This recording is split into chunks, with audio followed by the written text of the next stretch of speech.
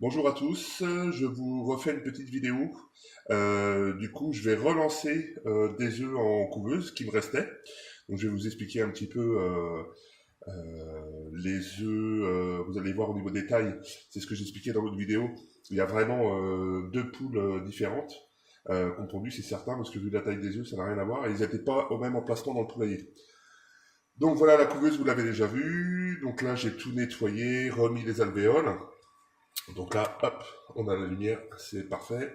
Vous voyez, j'ai déjà des petites LED qui sont grillées là. Mais bon, c'est pas méchant. Le principal, c'est que le retournement fonctionne, comme vous pouvez voir. Hop, normalement, voilà, ça y est.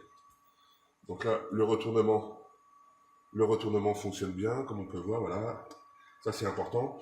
Alors, sur le retournement, j'ai regardé aussi des vidéos, parce que comme je vous expliquais, moi, je suis novice, hein, donc du coup, honnêtement, j'y connais pas, je me suis beaucoup instruit grâce à YouTube. C'est pour ça que j'ai voulu faire des vidéos aussi, parce que bon, ça peut, si des gens veulent se lancer à faire des poussins avec des couveuses artificielles, comme moi je fais, donc voilà, ça peut, des petites choses, entre nous, on arrive à s'instruire. Et donc, le petit poussin va bien, donc ça lui fait 4 jours. C'est le seul que j'ai eu, donc sur 12 œufs. Donc voilà, c'est le seul rescapé, comme je l'expliquais dans les autres vidéos. Donc là, je vais retenter l'expérience pour voir un petit peu ce que ça va donner. Sachant, donc là, les œufs, je vais vous les faire voir. Voilà. Donc voilà les œufs. Donc je les ai nettoyés un petit peu. Alors ça c'est pareil, il y en a qui disent il faut pas les nettoyer, d'autres qui disent qu'il faut les nettoyer. Alors bon, j'ai envie de dire c'est à voilà, c'est à chacun. Je sais pas si le fait de les nettoyer à l'eau, il paraît que c'est pas recommandé. Donc bon, moi je les ai nettoyés un petit peu, mais pas beaucoup. Et il reste un petit peu de caca de poule, hein, c'est pas d'autre mot. Voilà, donc on va bien voir. Hein. Je vais les mettre en couveuse. Donc voilà, les 4 œufs qui sont beaucoup plus gros ici.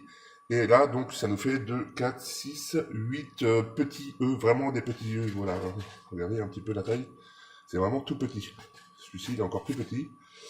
Donc là, voilà. Donc les deux qui n'ont pas survécu venaient de ces œufs-là, tout petits là. Donc est-ce que c'est la race qui est...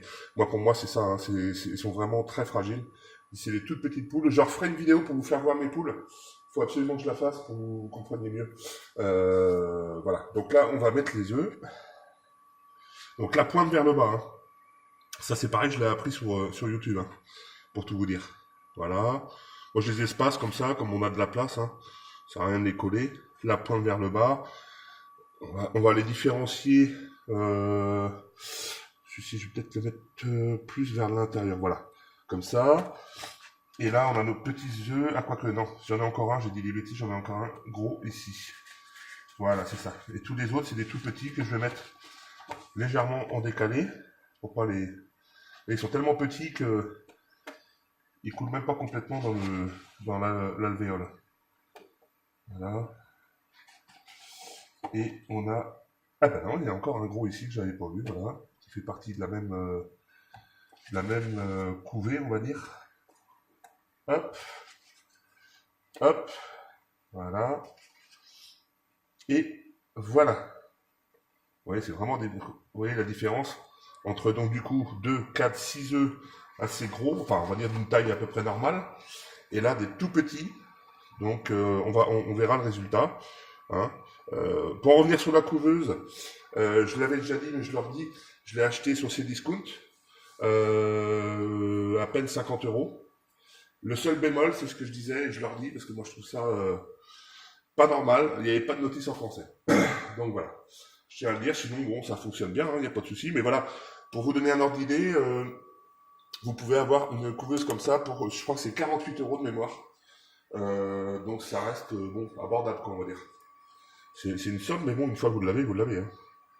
Donc voilà, donc là je l'ai bien nettoyé. J'ai fait le plein d'eau. En dessous, on a une gouttière. Bon là, on a du mal à la voir, mais où on met de l'eau régulièrement. Faut surveiller.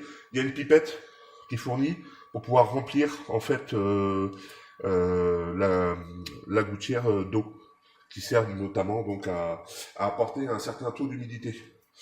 Moi, en règle générale, le taux d'humidité se situe entre 65 et 70%. Et a priori, c'est ce qui est recommandé. Bon, voilà, il n'est pas au bon taux, c'est normal, le couvercle n'est pas mis. On met le couvercle. Voilà. Voilà, donc là, elle est réglée. Donc là, c'est 37,5. Hein, moi, je mets 37,6. Voilà. Donc, c'est, voilà. 37,6. Et le taux d'humidité, donc, va monter. Lui, il est réglé automatiquement. Il va se faire automatiquement à, je vous dis, 65 à 66%. A priori, c'est pas mal. Le retournement, c'est toutes les 2 heures sur ce programme-là. Et apparemment, c'est bien, toutes les 2 heures. Plus ils sont retournés, mieux c'est. Donc voilà, toutes les 2 heures. Il y en a qui retournent que une fois le matin, une fois le midi, une fois le soir. Mais apparemment, hein, d'après encore une fois ce que j'ai vu, plus ils sont retournés, mieux c'est. Donc je laisse comme ça. Et puis je vous dis à dans 21 jours. Au revoir.